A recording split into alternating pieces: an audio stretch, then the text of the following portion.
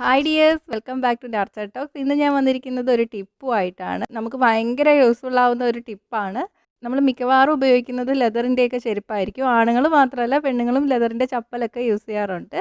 ലെതറിൻ്റെ shoes ആയിരുന്നാലും ചപ്പലായിരുന്നാലും നമ്മൾ പുറത്തൂടെ ഈ മണലിലൂടെയൊക്കെ ഇട്ട് നടന്നു കഴിഞ്ഞാൽ പെട്ടെന്ന് തന്നെ പൊടിയടിക്കും. അപ്പോൾ പുറത്ത് പോകുമ്പോൾ ഒന്ന് നന്നായിട്ട് പോളിഷ് ചെയ്തെടുത്താലേ കാണാനും ഭംഗി കാണുള്ളൂ.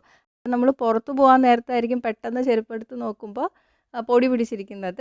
അപ്പോൾ പോളിഷും കൂടെ ഇല്ലെങ്കിൽ എങ്ങനെ വൃത്തിയാക്കും? അതിനുള്ള ടിപ്പാണ് ഞാനിന്ന് കാണിക്കുന്നത്. വേറൊന്നുമല്ല, നമ്മൾ വെറുതെ കളയുന്ന ഒരു സംഭവം വെച്ചിട്ട് നമുക്ക് ഇത് നന്നായിട്ട് ക്ലീൻ ചെയ്തെടുക്കാൻ പറ്റും. ലെതറിൻ്റെ ഷൂസ് ആയിരുന്നാലും ചെരുപ്പായിരുന്നാലും അല്ലെങ്കിൽ ബാഗ് ആയിരുന്നാലും എളുപ്പത്തിൽ തന്നെ ക്ലീൻ ചെയ്തെടുക്കാൻ പറ്റും.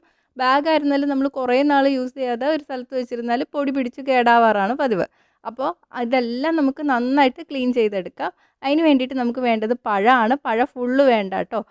പഴം കഴിച്ചതിന് ശേഷം ആ തോല് നമ്മൾ കളയാറല്ലേ പതിവ്. ഇനി കളയണ്ട. ആ തോല് വെച്ചിട്ട് നമുക്ക് ലെതറിൻ്റെ ബാഗും ഷൂസും ഒക്കെ നന്നായിട്ട് ക്ലീൻ ചെയ്തെടുക്കാൻ പറ്റും. അപ്പോൾ ദാ ഇതുപോലെ തോല് വെച്ചിട്ട് നന്നായിട്ട് ഉരസി കൊടുക്കുക. എല്ലാ ഭാഗത്തും തേച്ച് പിടിപ്പിക്കുക. എന്നിട്ട് ഇതുപോലെ നമ്മൾ പോളിഷ് ചെയ്യുന്ന ബ്രഷ് ഇല്ലേ, അത് വെച്ചിട്ട് ഒന്ന് നന്നായിട്ട് ബ്രഷ് ചെയ്ത് കൊടുത്താൽ മതി. നല്ല ക്ലീനായിട്ട് വരും. ഇത് കണ്ടോ വ്യത്യാസം? ഇപ്പോൾ പോളിഷ് ചെയ്ത പോലെ ഇരിക്കില്ലെങ്കിലും അത്യാവശ്യത്തിന് ഇത് ഉപകാരപ്പെടും കേട്ടോ. നമ്മുടെ കയ്യിലിപ്പോൾ ബ്ലാക്ക് കളർ പോളിഷാണ് ഉള്ളതെങ്കിൽ എല്ലാ കളർ ലെതറിലും നമുക്ക് യൂസ് ചെയ്യാൻ പറ്റില്ല. പക്ഷേ ഈ പഴത്തൊലിക്ക് അങ്ങനെയൊന്നുമില്ല.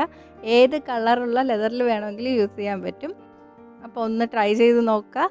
ട്രൈ ചെയ്ത് നോക്കിയിട്ട് നിങ്ങളുടെ അഭിപ്രായം കമൻറ്റ് ചെയ്യുക. ഇഷ്ടമായെങ്കിൽ ലൈക്ക് ഷെയറും ചെയ്യുക. കൂടുതൽ വീഡിയോസിനായിട്ട് ചാനൽ സബ്സ്ക്രൈബ് ചെയ്യാനും മറക്കല്ലേ.